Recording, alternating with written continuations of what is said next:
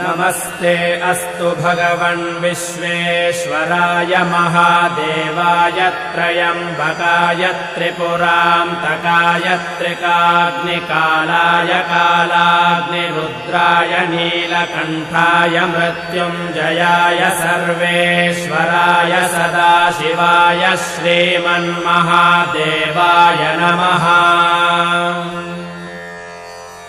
नमो हिरण्यबाहवे सेनान्ये दिशां च पतये नमो नमो वृक्षेभ्यो हरिकेशेभ्यः पशूनां पतये नमो नमः सस्पिञ्जराय द्विषीमते पथीनां पतये नमो नमो बभ्रुषाय विव्याधिनेन्नानां पतये नमो नमो हरिकेशाय